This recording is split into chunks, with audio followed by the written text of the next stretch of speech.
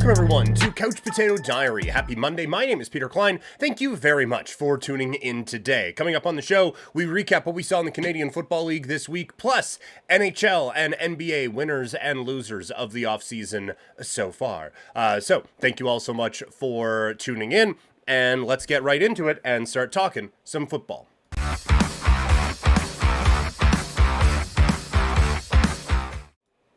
It is another week gone by, already week 6 done in the Canadian Football League.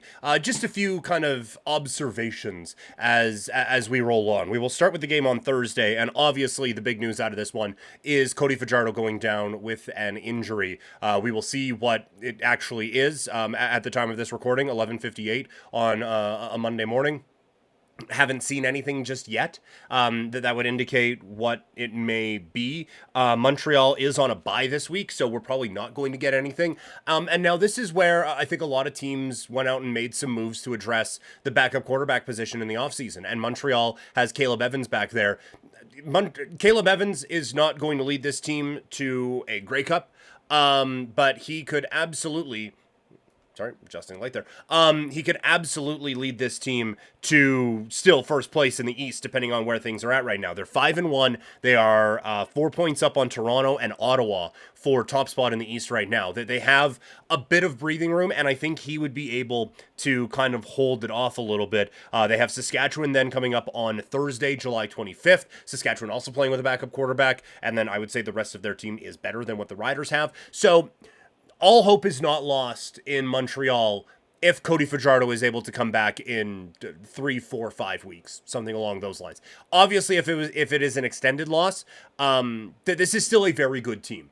And one of the things I said when I was on This Week in the CFL a couple of weeks ago is this team is built so that when Fajardo kind of like turns back into a pumpkin for a few weeks or whatever, like if he doesn't continue at an absurd MOP rate the entire season, the defense is still really good. The weapons around Caleb Evans still really good. Now, they didn't show it here against Toronto, who blew their doors off, but this is still a very good football team.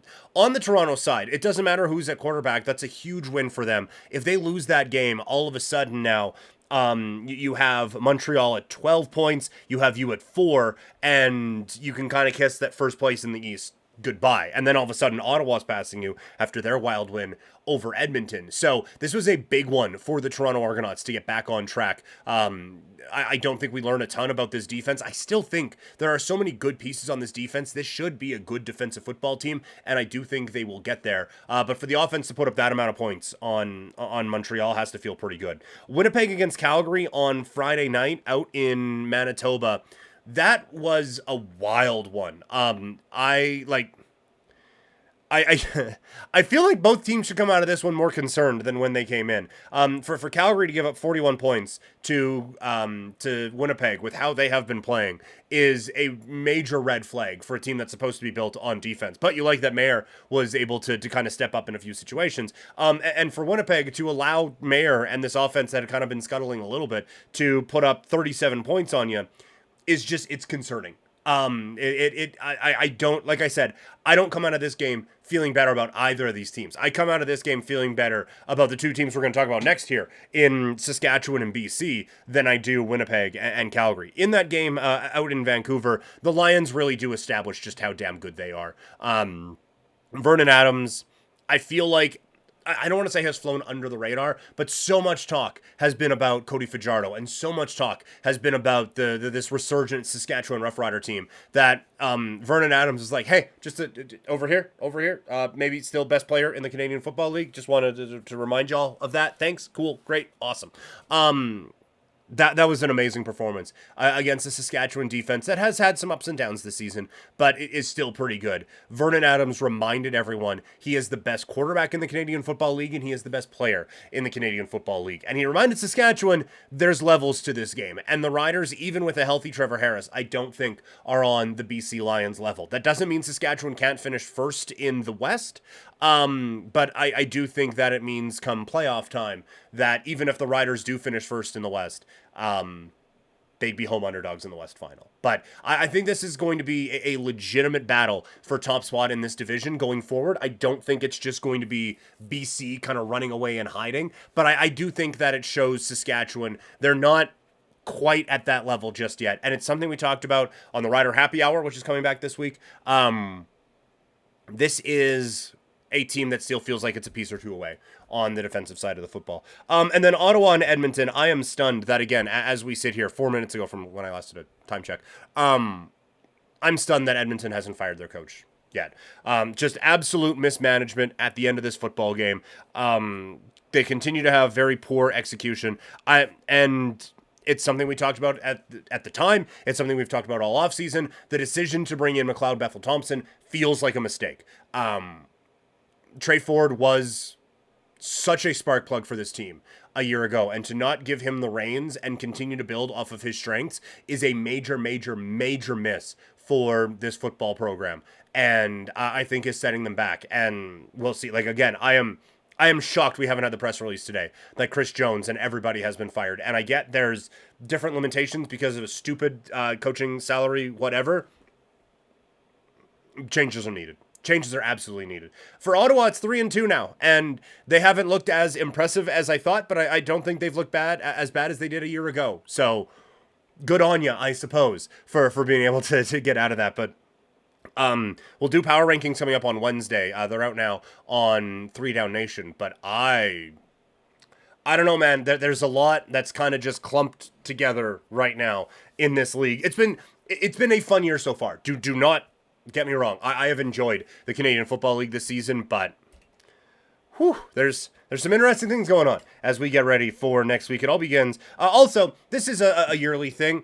The fact that there are no CFL games on the Thursday that there's no sports on is utterly absurd. So we'll probably talk a bit more about that on Wednesday, but how you are not taking advantage of this opening in the sports window continues to boggle the mind. And even if it throws the schedule off for like a couple of weeks, just let it, because these are two very valuable games. And the fact that they weren't on Canada Day also, I think, is a really big misstep from them. Okay, we are knee-deep in the season in the Canadian Football League, but we're kind of entering the quiet time in the NHL and the NBA off-season, so I thought now would be a good time after we ran through every team's off-season throughout the week, or last week. You can go back and check that out now wherever you are consuming this. I thought now would be a good time to see who won and lost over the off-season part so far, so let's start that with some hockey.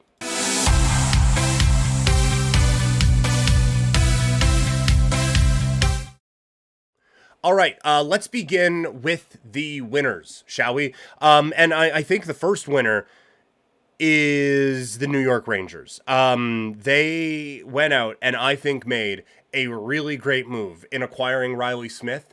I think that was a very strong addition to add to some of the depth of this team. I think the addition of Sam Carrick helps out as well. But I think Riley Smith coming into New York gives the Rangers maybe the best top 9 in the National Hockey League when it comes to the forward group. Obviously, there are, like, Edmonton's can rank up there as well because they have 2 of the top 5 best players in the league.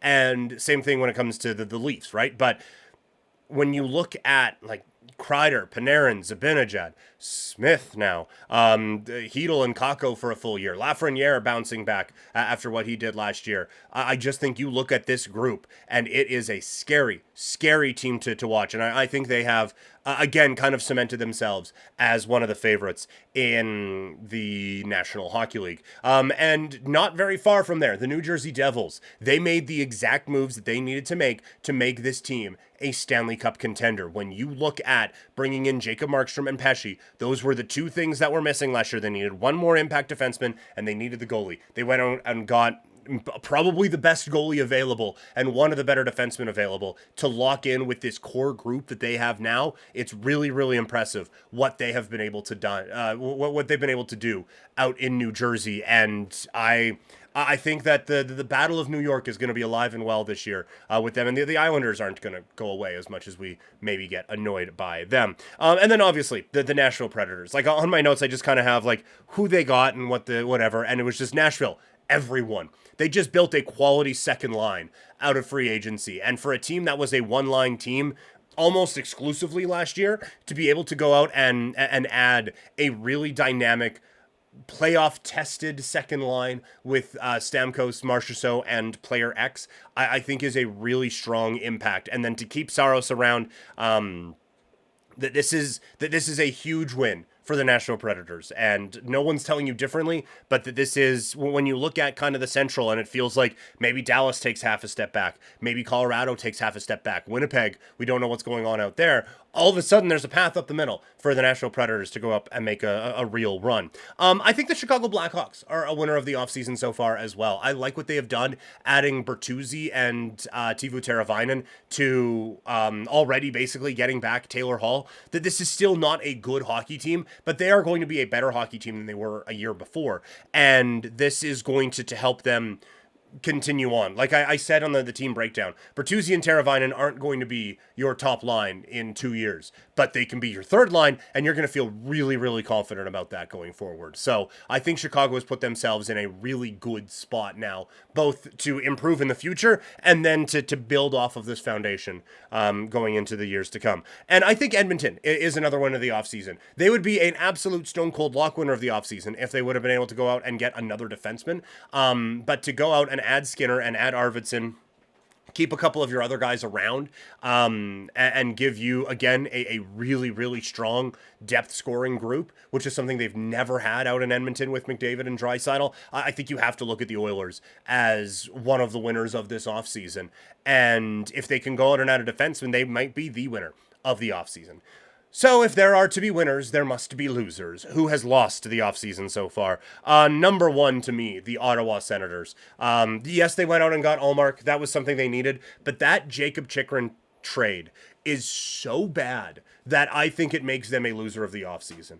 To just have that kid's value tank so horrendously in a couple of seasons is an indictment on the franchise and a real knock on what's going on there. And for a team that is looking to take that step, and they still might, because Ullmark is such an upgrade over everything they have. But I still, of the teams that are looking to take a jump, I like their forward group the least. And now I unless Shabbat really turns it back around, I don't love the decor there either. So could be tough times ahead out in Ottawa. The Tampa Bay Lightning are absolutely losers of the offseason. They let Steven Stamkos and his 41 goals walk out the door. They bring in Jake Gensel, who is going to be good, but for an extra $1 million a year over Stamkos, he's not going to give you that sort of production. They bring in Ryan McDonough, who at some point has to fall off a little bit, you would think. So I think they were a very clear loser this offseason. The Vegas Golden Knights, we don't say this often about them, whether it's trade deadline time or free agency, but they are 100% a loser. I think when you look at Marchessault leaving and you look at Stevenson leaving, that is like the heart and soul of some of those championship teams, and they're still going to be really good. But those are the types of players you win with, and to be losing those types of guys, I think kind of misses the mark a little bit about what made that team really good. The Pittsburgh Penguins, for inactivity. It sounds like they're going to keep Sidney Crosby around, so build around him. And they have not done a thing to make this a better hockey club than they were a year before. I hate that this is how they are building around Sidney Crosby, in that they're not basically at all. And I think it is a real failure of the organization that it is at this point right now. And then the last loser from the NHL is the Washington Capitals. I hate the acquisition of Pierre-Luc Dubois. I understand you needed to move on from Kemper, but I don't think Kemper was a depreciated asset to the point that you needed to bring that cat in. I think that's a real, again, failure of the organization. And then I think that they are bringing in Andrew Mangiapane, assuming he's the 30-goal guy from a couple years ago, and he just simply isn't. So I think Washington is really going to have a lot of guys playing out over their skis, and that's not what a good offseason is. So those are the winners and losers of the NHL offseason so far. But what about in the NBA? Let's talk about it.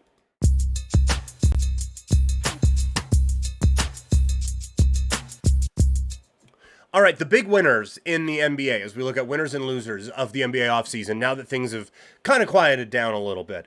The New York Knicks, I think, have to be number one, right? To go out and get Mikal Bridges, lock in a starting five that feels like a championship contender, and give this team some real hope. And then Brunson signs the team friendliest extension maybe in the history of sports when you consider what he actually could have got. This is one of the winning off seasons a team has ever had, aside from bringing in like the big three in Miami or something along those sides. This is incredible. Oklahoma City did a hell of a job this offseason. They are also a winner here as they go out, they trade away a player off of their roster who wasn't going to be in their rotation next year for a guy who could win Defensive Player of the Year in his sleep, at least make all defense teams in the NBA, and just fits exactly what they needed. And then they address their biggest need in free agency with the best guy out there in Hartenstein. This is a team that was on the cusp of being championship ready anyway, and now they have worked their way even higher up into that conversation with an amazing offseason. The Philadelphia 76ers, they had some of the most cap space, so they should, but they did really well. Acquiring Paul George, where if everything works out, this is a championship caliber team. And then to add Martin on top of that, I think is just a real nice cherry on top for what the 76ers were doing. I have the Golden State Warriors on here. I know that Clay left, and it has led to a lot of bigger discussions about where they're going. But to bring in Melton and Heald and Slow-Mo out of all of that, I think it's actually a pretty good recovery. And if they are able to get in on the market and sweepstakes, which I think they should, this could all of a sudden be not a championship caliber team, but this could be a team that, again, makes some noise and gets ready for the postseason out in the NBA. And lastly, I have the San Antonio Spurs. I think that you bring in Chris Paul to play with Victor Wembanyama. Perfect. Puts the face of your franchise in the best place to succeed and brings in a guy who he has not been to the mountaintop, but he has been very close and he knows what it takes to at least get close, to bring in that leadership. And then to add Harrison Barnes as just a throw-in in some kind of a trade, he is going to be productive for them. And they've also made some really smart moves to set themselves up for the future. This has been a brilliant offseason for the San Antonio Spurs. To the losers now. And you probably, if you heard my team-by-team breakdown of the offseason so far, you probably know where I'm going. It's the LA Clippers. This has been horrendous. The fact that they double down on Kawhi, but then don't fully go all the way with this team and lose Paul George, and now it is Kawhi for 60 to 65 games at best, and then James Harden's just running the show in those other ones. This is a failure for this organization, and I think a real misstep for the LA Clippers. If you're going to sign Kawhi, you have to sign PG and just keep this band together and keep trucking, because now you're not a championship contender. You're barely a playoff contender, but you're not a tanking team, and you can't be because you don't own any of your picks until 29. So this didn't make any sense to me at all. The Miami Heat, they lose Caleb Martin, and they haven't really added a whole lot. And when you look at how that Eastern Conference championship team was built a couple of years ago, they have lost so many of the important pieces on the way out the door for nothing. And now, like, you have Jimmy Butler's contract. You don't know what's going on with that. Bam Adebayo is getting paid, but Tyler Hero, maybe you're seeing he doesn't have the value that a lot of people thought he might, and it's becoming a real issue out in Miami. In Chicago, I thought they got, again, fleeced in the Caruso-Giddey trade. DeRozan walks out the door. They can't hand Levine off to anyone. Like, they're in a really, really bad spot, and they are running out of ways to get themselves out of it, and that continued here this offseason. The Denver Nuggets, it's not a huge blow, but losing KCP is, again, like we talked about on the hockey side, he is a heart and soul kind of a player. And now you are asking a couple of young players to step up, and there's a very real chance they might. And there's a very real chance it doesn't matter because Jokic is that good and Murray is that good. And when he is on, MPJ and Aaron Gordon can be that good as well. But KCP, for the identity they had on defense, and he was good enough offensively, he just fit there so well. And so to lose him I think makes them take a step back when we've already talked about some West teams taking steps forward. And the last one, the Milwaukee Bucks, just because, again, it feels like the situation they are in, they are stuck. Boston has already clearly passed them. The Knicks have clearly passed them. The 76ers have clearly passed them. And Cleveland, if they can get their poop in a group, have also, I think, passed the Milwaukee Bucks. And when you have all those teams passing you and you have one of the best players in the world, I would say it's an organizational failure. Yeah. Okay, that's going to do it for the show. Thank you all so much for tuning in. We are now into Monday, Wednesday, Friday territory. When there's fight weeks and stuff going on, we might sprinkle in some Tuesday, might sprinkle in some Thursday. But for regular weeks, it is going to be Monday, Tuesday, Wednesday for the next few weeks before we get into the swing of football season and stuff like that. So remember to subscribe, whether you're watching or listening. Make sure that you like the video or leave a review. Again, whether you're watching or listening. Find me on Sportsnet 960 The Fan this week, Monday, Tuesday, Wednesday. I am 3 to 6 p.m. and we'll talk to you guys later. I am out.